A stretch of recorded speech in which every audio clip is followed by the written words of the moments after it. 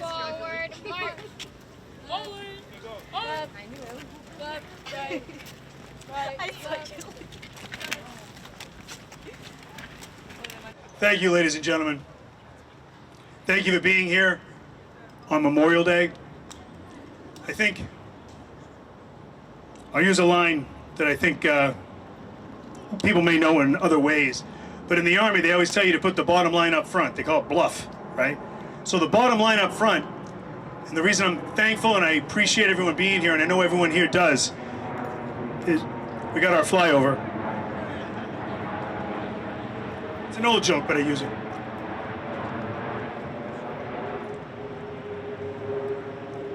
Well-intentioned people often kind of lose sight of what this day is about. And there was a gentleman who used to MC these events for 30 years, Jim DeFilippo from the PLAV, who I'm proud to call a friend. I miss him. And what he always wanted to remind everybody is that Veterans Day is for the living veteran.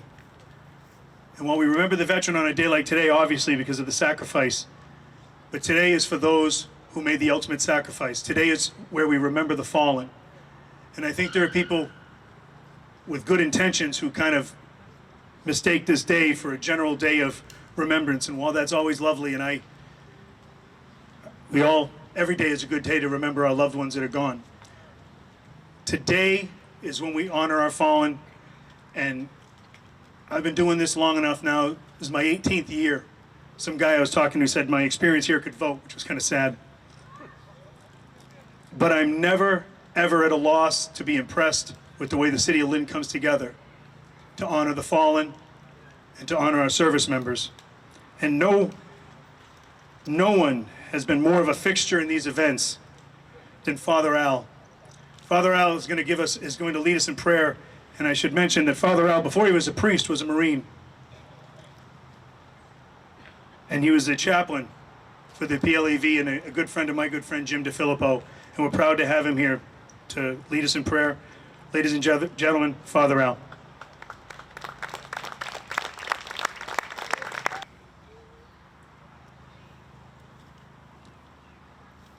It certainly is a pleasure to be here and to be able to remember and not forget. I would like to start this opening prayer asking that our Heavenly Father, on this day of remembrance, for those who have made the ultimate sacrifice for the freedoms that we enjoy every day. We consider how they have followed in the footsteps of the great man. Greater love hath no man than he lay down his life for his friends. And so today we see and we understand those who cannot be with us today, those who are buried in the cemetery today and all the cemeteries in the world, remembering the families, the pain and the suffering. Yes, we don't forget them. So, in our own way, and in our own hearts, we can change. We can be. Please hold our servicemen and servicewomen in your strong arms, Lord. Cover them with your sheltering grace. Therefore, Lord, I bestow you bless each one of us here. Give them courage and hope all the days of our lives. In the name of the Father, the Son, and the Holy Spirit. Amen.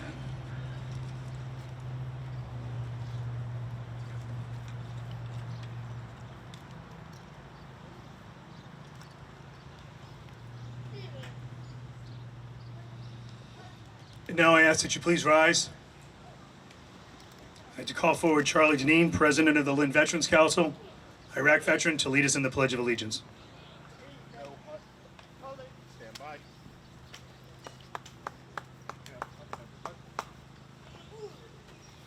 I pledge allegiance to the flag of the United States of America and to the republic for which it stands, one nation, under God, indivisible, with liberty and justice for all. I ask that you please remain standing as the all-city band plays the national anthem. 1, 2.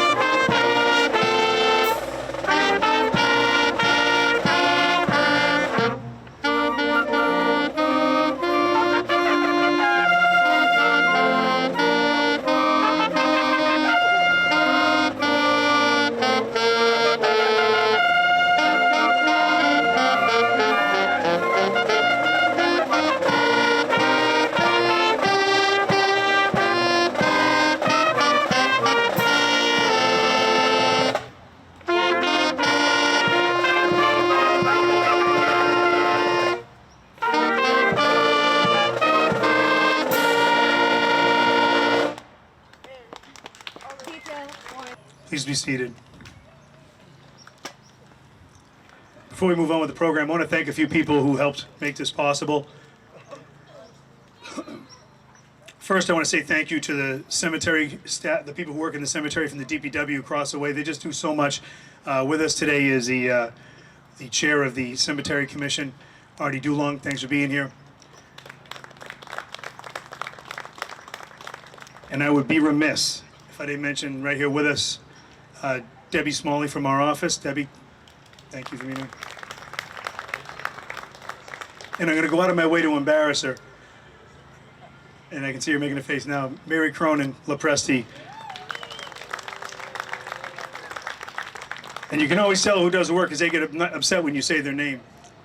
Anyone who's come down to our office for a long time has seen Mary down there. She takes care of people. She cares about people. It really is an honor to have been working with her so many years, and 18, like I said. But I also think that just on behalf of the veterans of the City of Lynn, Mary, I just want to say thank you for everything you've done for the veterans in the community. Thank you.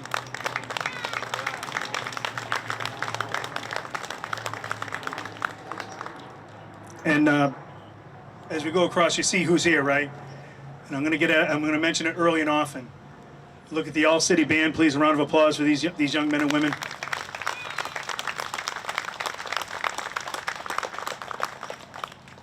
Them, as always, along with them, the Lynn English Marine Corps Junior ROTC.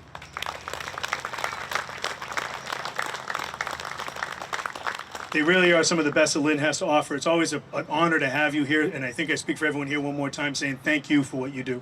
Thank you. And with us today, too, is and I'm proud to say with us, is the honor guard from the Lynn Police Department. Thank you for being here. Thank you.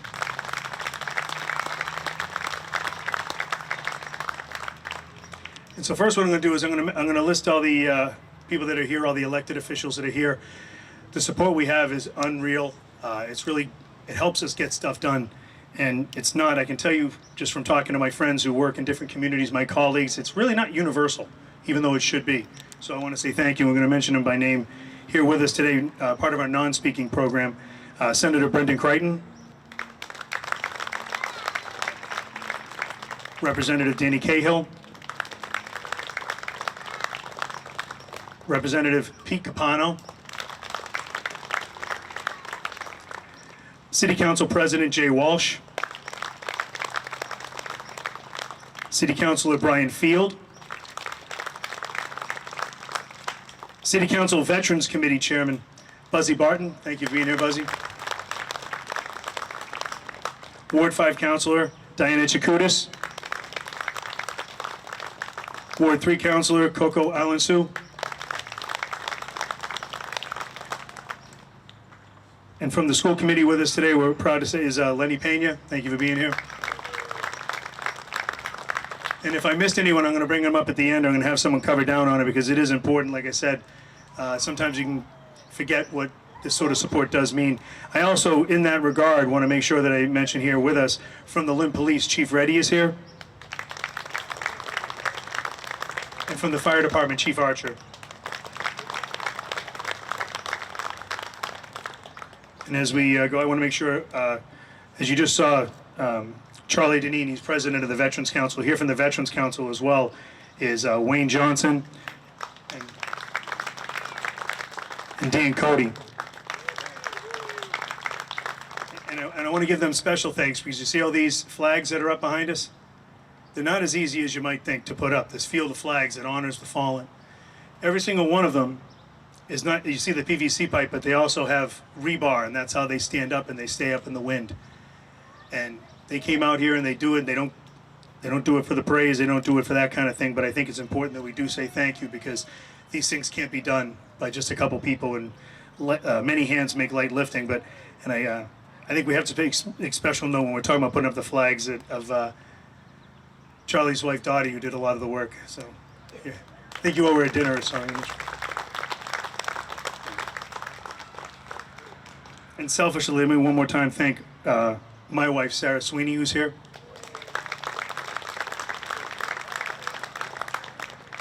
These flags are actually donated from her organization, which is the Military Friends Foundation.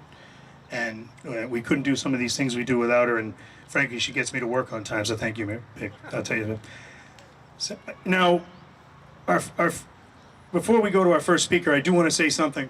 So that Veterans Council, which is really just stepped up, and it's a really great thing now, and I promise to be brief. What they've done with Sergeant Major Oswald on there as well now is we've decided, with the decision they made was to, in this sort of, to do this procession and put our energies towards, does everybody remember that parade that went down Western Ave, the North Shore Veterans Appreciation Parade? Well, with the Veterans Council, I'm proud to announce that we're doing that again September 2025. And yeah, please, it's going to be a great day. And we're going to do that every couple of years, and I think that that's going to be our tradition. We're going to really make that a big one. That parade last time cost about $80,000 to do. So we're going to put so if you see people out there asking you for money, that's what it's for. It's going to be a great event, a great day. So with that, I will now introduce a good friend to veterans in our community, Mayor Jared Nicholson. Just recently we had a fight with the VA, and we're still in it, and God knows we may be in it for a long time. When we found out that the VA was looking to close the Lynn VA clinic, and not to get into it, but that's not fake news. They're trying to do that. When we contacted Mayor Nicholson, we contacted the city council and our elected officials in the state delegation. Within 24 hours, they stepped up, they responded, they let the VA know that that's unacceptable. And frankly, even though it's going to be a long slog, we wouldn't be in the position we're in even if to fight them today if it weren't for that support. So I think it's important to say thank you. And ladies and gentlemen, Mayor Jared Nicholson.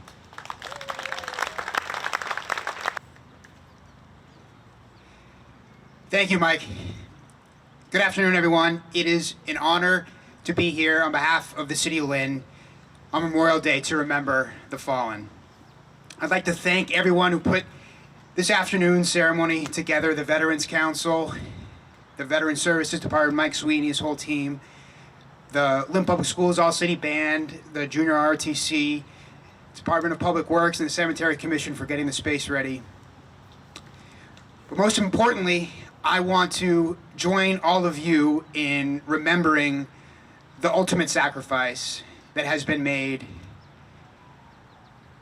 by United States Armed Forces service members from Lynn and from around the country on this Memorial Day, including most recently from the City of Lynn, the 17 Lynners who were killed in action in Vietnam, the 3 in Iraq and Afghanistan, including Gabrielle Palacios, Matthew Stanley, and Walter O'Hare. And we're joined this afternoon by Walter's brother, Bill.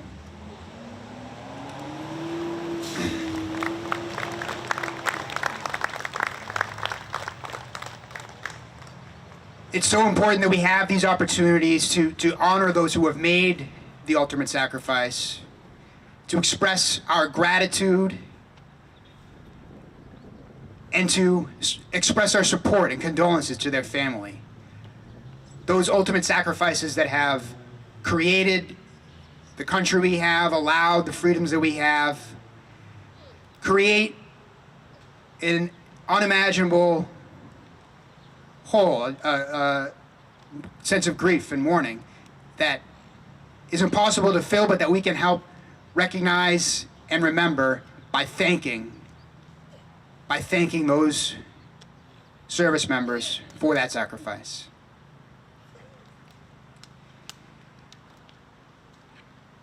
They carry that burden, those families, our Gold Star families. They carry that burden. We all carry the obligation to help them with that burden, to show our support, and to continue to uplift our country in whose name they sacrificed. The idea of a country founded on democracy, with the expectation that we all have an obligation to continue to maintain. An expectation those service members stood up to meet, for which we will be forever grateful. Thank you all so much for being here, for helping us and joining in this remembrance and recognition of the fallen. And thank you again to those who put it together. Thank you.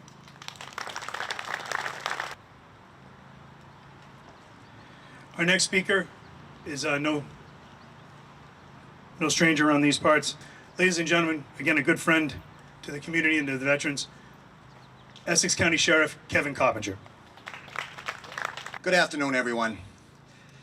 As the previous speakers had mentioned, I too just want to join the list to thank everyone who put this event together today. From Mike Sweeney to the Veterans Council, the City of Lynn, the Cemetery Commission, to everyone here, and particularly all the residents and the friends of the City of Lynn. Thank you so much. It means a world to me, and I know it means a world to the veterans that we have here today. The other day I was at a similar event in another community, and we had a conversation about what does Veterans Day mean to you. And I don't think anybody did this maliciously, because you also see this on the evening news of late, especially with a beautiful day like today. But Veterans Day, I'm sorry, my bad, Memorial Day is often declared as the first weekend of summer. People are headed to the beaches. People are headed to the Cape, to the islands, to the mountains, recreation. But we know the true meaning of Memorial Day is to remember those that made the ultimate sacrifice and gave their lives so each and every one of us can enjoy those perks on the beach and in the mountains and down the Cape. And those aren't the beaches of Normandy or from D-Day. So it's good to remember and keep that idea out there. And I'm thrilled to see the young folks here, in the Junior ROTC and the band and just the youth of our city, because they are our future. and many of them will become veterans, and hopefully none of them will ever have to make that sacrifice.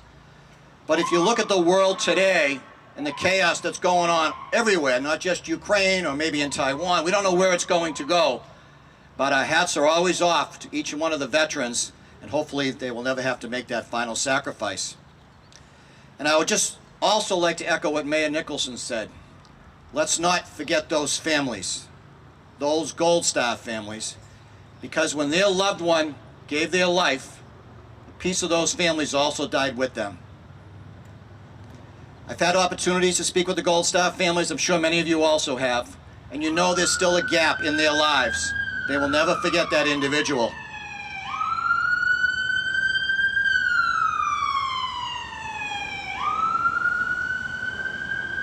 All right, Mike, we've had a flyby. Now we've had a lot of sirens going by. I don't know what the next one's going to be, so let's hope it's good. But folks, we've got to keep remembering and the supporting of our veterans and their families.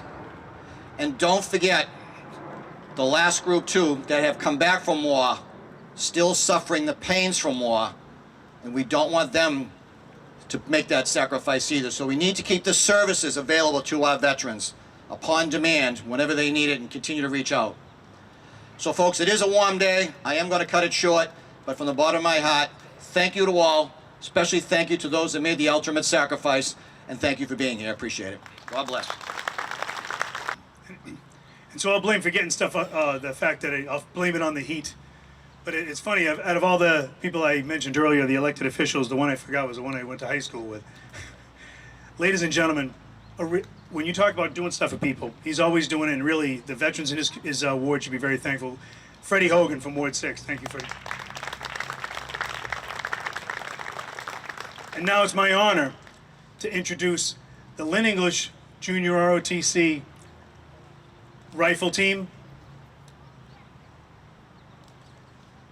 Many of you have seen this presentation. It's a real stalwart. It's what we do every year. It's really great. So please give them your best.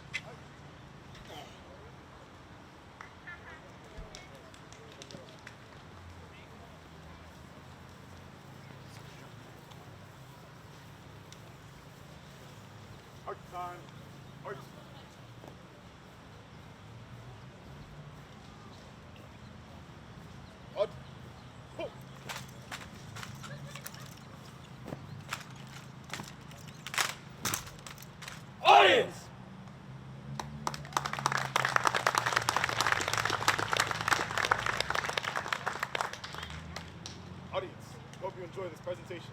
Ready? 2.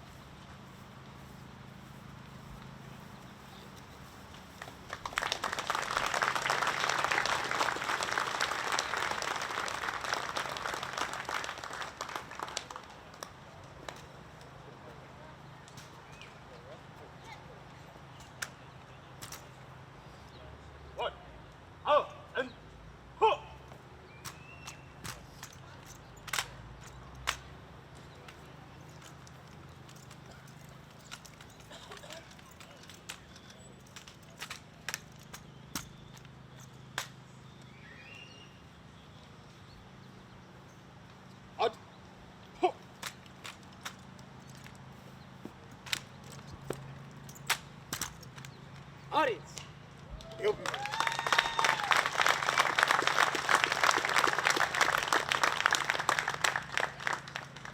We hope you enjoy this presentation. Ready? 2.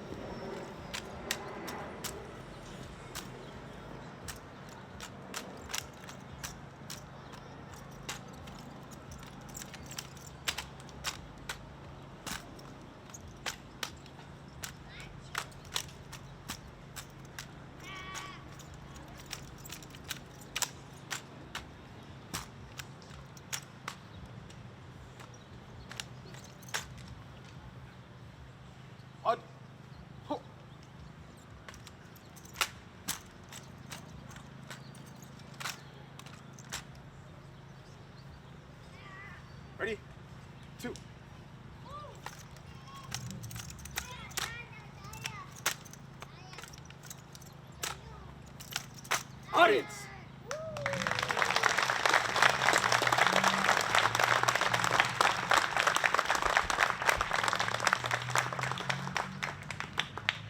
We hope you enjoyed this presentation. Ready? 2.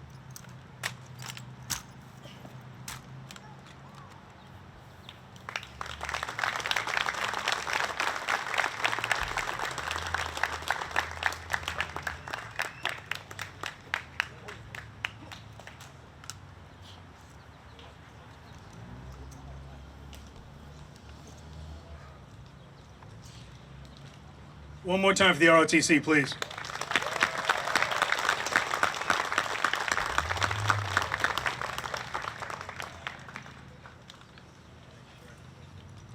One of our favorite things here is the all-city band. They play our service song medley. So, for everyone here who has, whether they're in that branch of service or they have relatives in that branch of service, feel free to raise your name. Raise your hand, forgive me. Stand up. It's a good time. Ladies and gentlemen, the all-city band with the U.S. service song medley.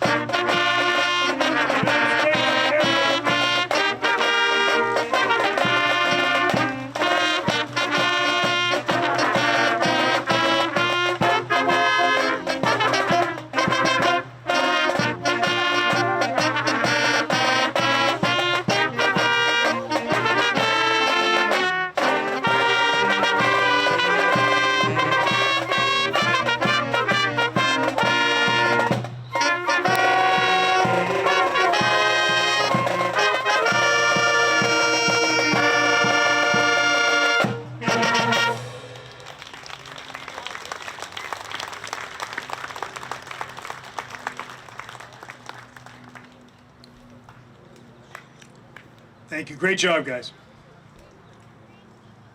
This brings us to our keynote speaker of the program, Brigadier General Andrea Gayle-Bennett. We actually had General Bennett speak last year at our Memorial Day service, but because it was virtual, we're happy to have her back. We asked her to come back. She thought we were crazy.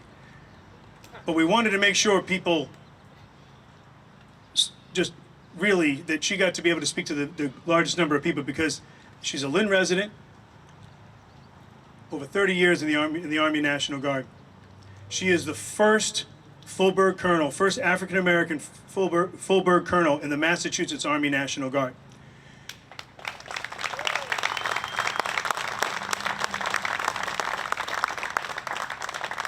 And I think sometimes we overuse the word trailblazer, but I think that's it. She's an Iraq veteran. She served, she continues to serve now. She's in leadership in the state for the Disabled American Veterans. She's a past commander for the DAV Chapter 64, Lynn and Swampscott. And I just think that she's also an active member of our Veterans Council. We were running through all these names. She's another active member of it. This morning she was marching the parade in Saugus. She doesn't do it because she likes standing out in the heat and talking. She does it because she wants to make sure people understand, number one, what's possible. And anyone who talks to her knows that energy that she brought to being a soldier is what she's bringing to her work with veterans now. Ladies and gentlemen, a real honor, Brigadier General Andrea Gayle-Bennett.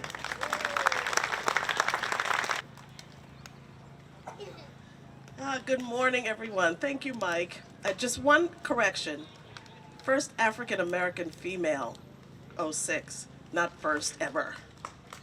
Just in case this is being televised and someone sends him a note.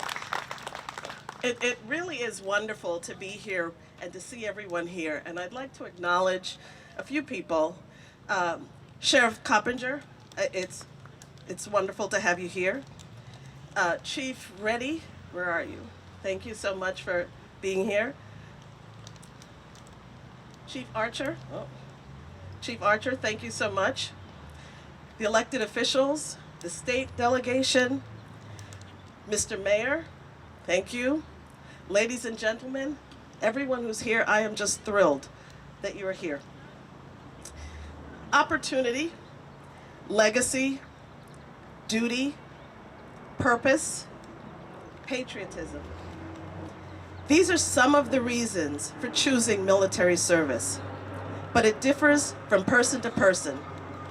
As varied as the reasons are, there's a universal understanding.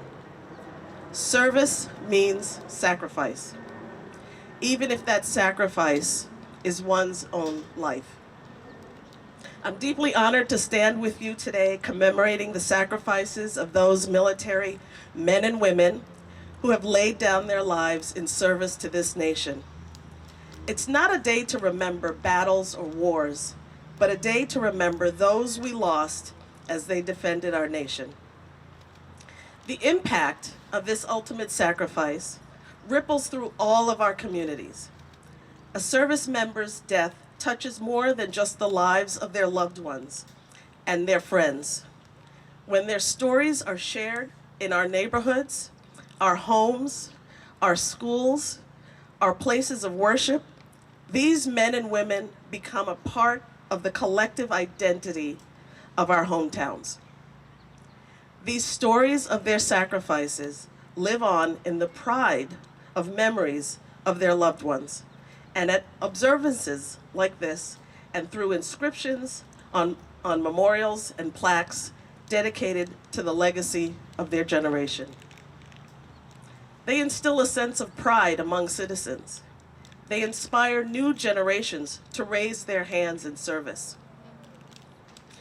As President Abraham Lincoln said more than 150 years ago, this extraordinary war, and he was referring to the Civil War, in which we have engaged falls heavily upon all classes of people, but the most heavily upon the soldier. For it has been said, all that a man has will he give for his life, and while all contribute of their substance, the soldier puts his life at stake and often yields it up in his country's cause. The highest merit, then, is due to the soldier. Some records show that one of the earliest Memorial Day commemorations was organized by a group of formerly enslaved people in Charleston, South Carolina, less than a month after the Confederacy surrendered in 1865. And 3 years later, on May 5th, 1868, General John A. Logan, the Commander-in-Chief of the Grand Army of the Republic, an organization for Northern Civil War veterans, issued General Order Number 11, designating May 30th as a nationwide Decoration Day. Decoration Day would eventually become Memorial Day. So stick a pin in it, I've got a commercial. The GAR Hall and Museum that we have right here in Lynn is one of the last buildings in the United States still used for its original purpose, to honor the men who fought to save the Union during the Civil War. So make time to go see it, everybody. End of commercial. This respect that we give to our fallen speaks to the value we place on their service. And it's not just here at home that we remember them. These tributes begin at the very spot where they selflessly gave their lives, both for their brothers and sisters they stood shoulder to shoulder with, and for their country. Tributes include the Battlefield Cross, which some historians say has its roots in the Civil War. Today, it's most recognizable as a helmet resting on top of an inverted rifle, stuck in the ground with boots placed in front and dog tags hanging from the rifle. On the battlefield, members of the unit can come to this memorial and pay their final respects.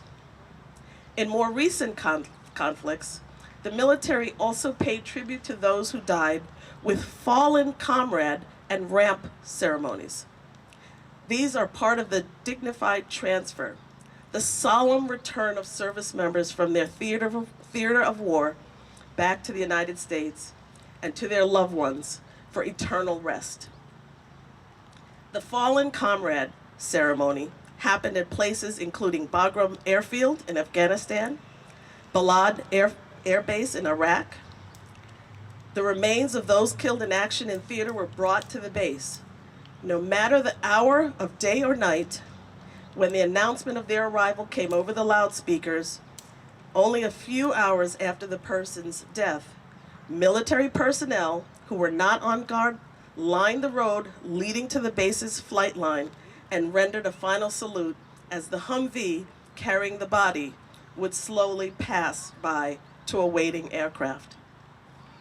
On the flight line, a small group then conducted the ramp ceremony, carrying the transfer case onto the aircraft and draping an American flag over it for its journey home.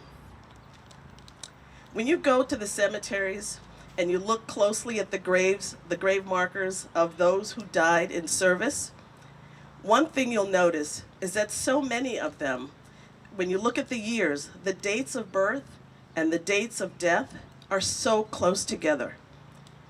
This was something that really struck me when I deployed. Everyone was so young.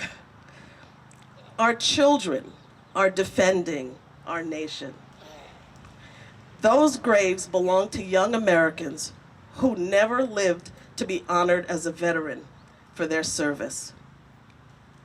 But some who died while serving have not yet made it back home to the United States.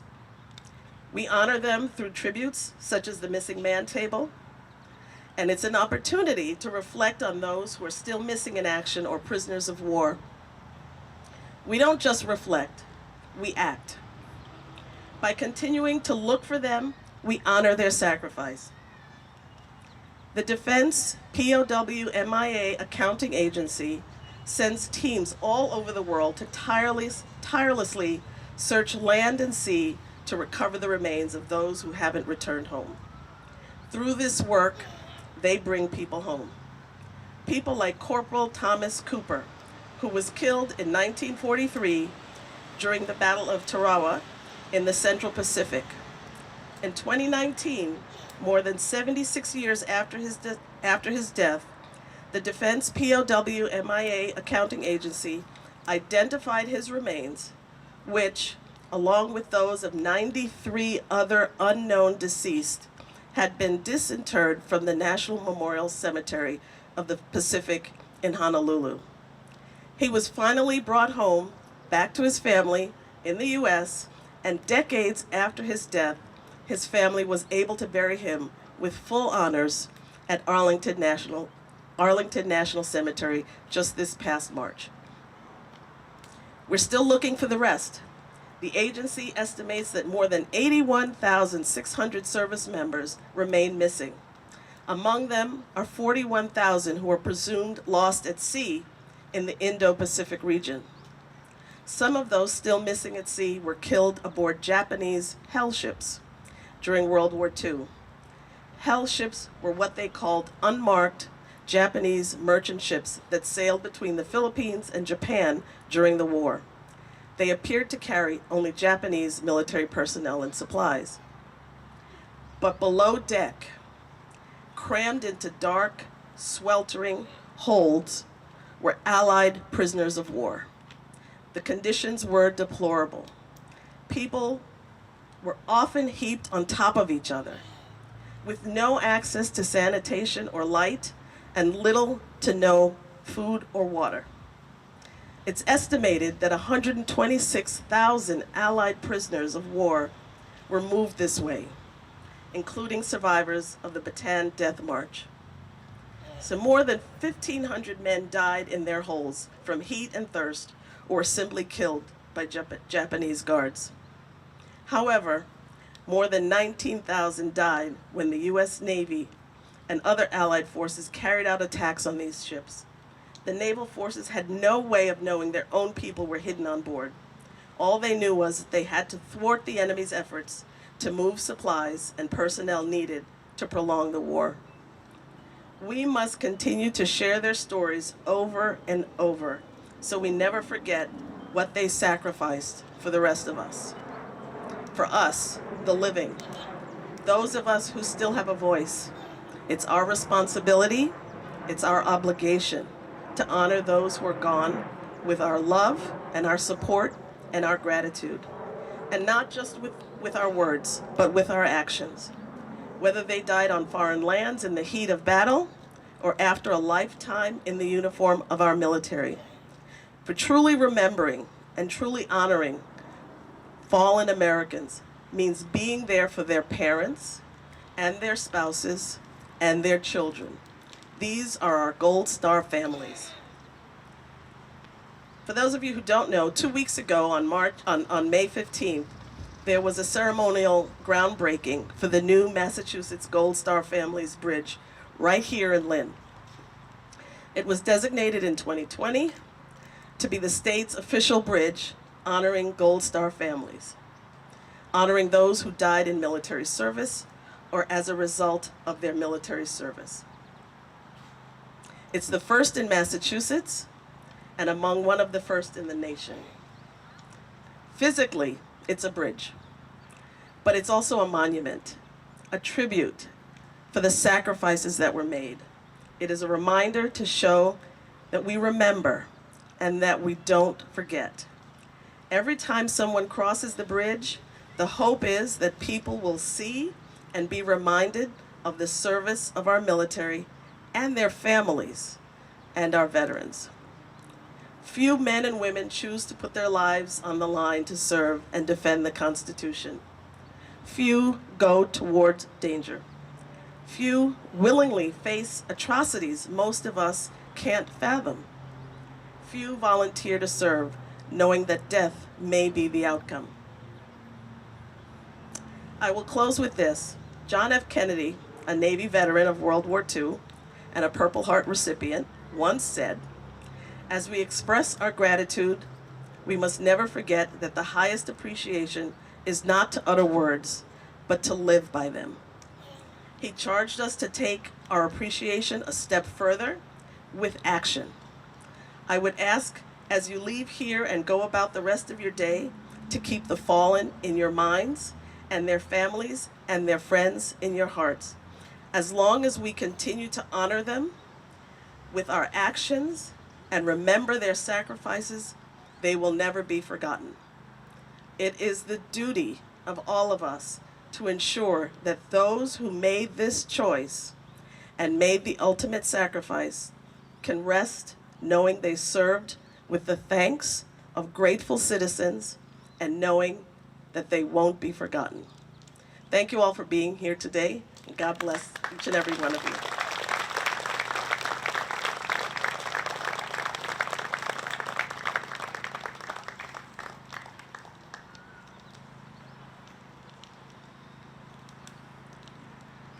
I mean, powerful words. One more time for General Bennett, please.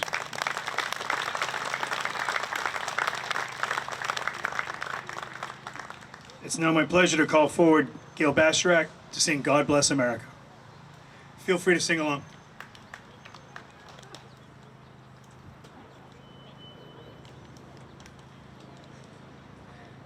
God bless America, land that I love. Stand beside her and guide her through the night with a light from above.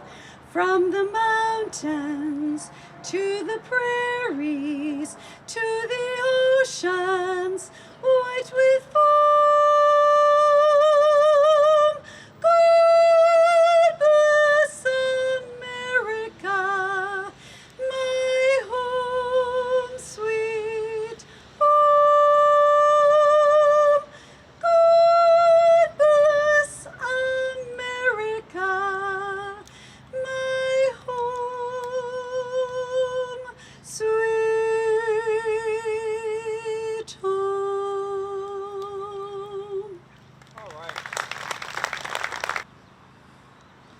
You know, as when we got here today, City Councilor Rich Colucci, who Gold Star family member himself, gave me a quote that I think leads us into what we're going into. It's, correct me, Father, if I'm wrong, but it's Romans 13:7 is what I'm getting at here. Therefore, give to all what is due to them, tribute to those who deserve tribute, respect to those who deserve respect, and honor to those who deserve honor. I couldn't think of a better way to encapsulate what we're doing here today. And what I'd like to do at this point, as an Afghanistan veteran myself, this is the first Memorial Day since the war ended. I think that maybe as we remember the fallen this year, we make special note in our minds of those who've been fighting this war, as General Gayle-Bennett just mentioned, for the last 20 years, as we remember all of them. With that in mind, I'd like to call forward First Sergeant Wayne Johnson, retired from the Army National Guard, Iraq veteran, and Dan Cody, who's a Purple Heart veteran and an Afghanistan veteran, to lay the wreath in honor of the fallen.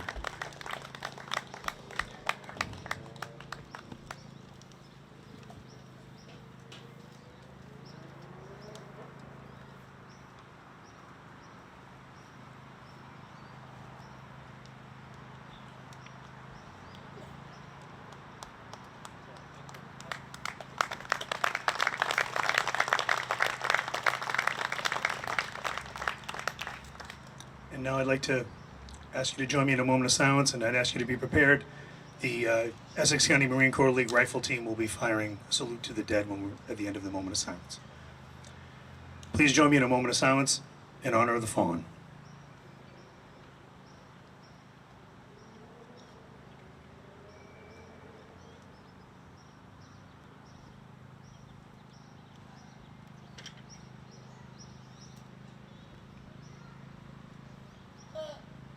Salute the dead.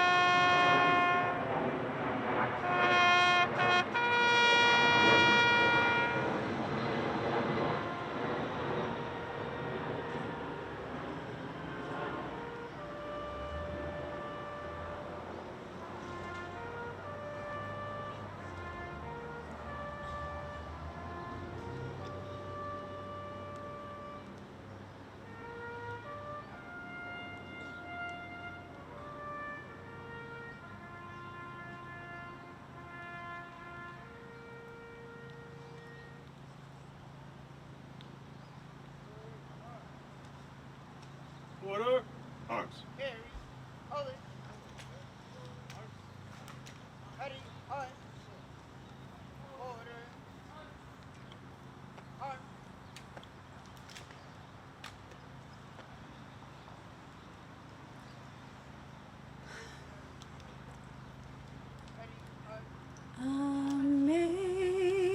Amazing grace, how sweet the sound that saved a wretch like me. I once was lost, but now am found, was blind, but now I see. 'Twas grace that taught my heart to fear, and grace my fears relieved. How precious did that grace appear the hour I first believed. Through many dangers, toils, and snares I have already come. 'Tis grace hath brought me safe thus far, and grace will lead me home. Amazing grace, how sweet the sound that saved a wretch like me. I once was lost, but now am found, was blind, but now I see.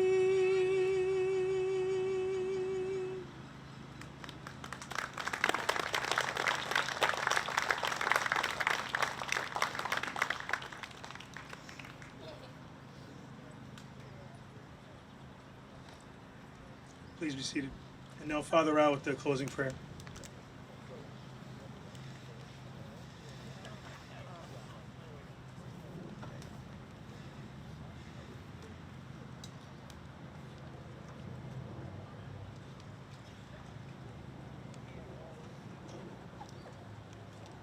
We have had many beautiful reflections and interesting, but I cannot leave without one mention to some great, great airmen. And they were the Tuskegee Air Force. No one hardly knows them, it seems, but the group is very important. And I wanted to share that also with the young kids here. And I'm trying to see if I left that little message here.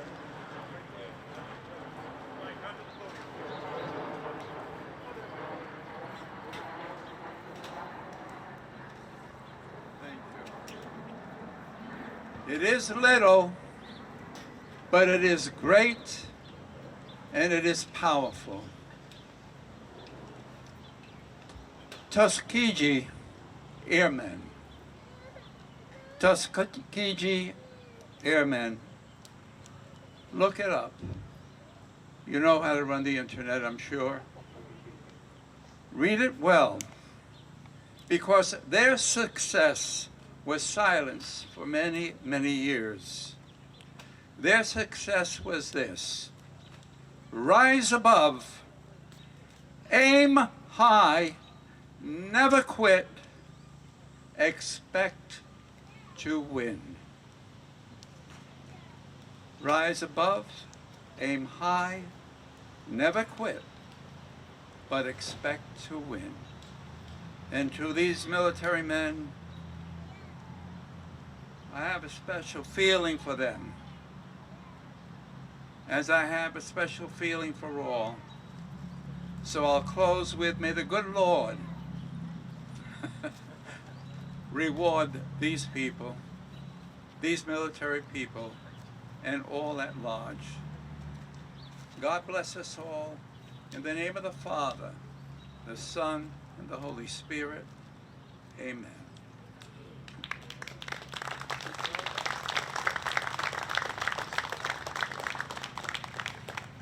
That concludes our program. Thank you very much for being here. And one more time for all the ROTC and the band. Thank you so much. I know it's been a hard day. Thank you.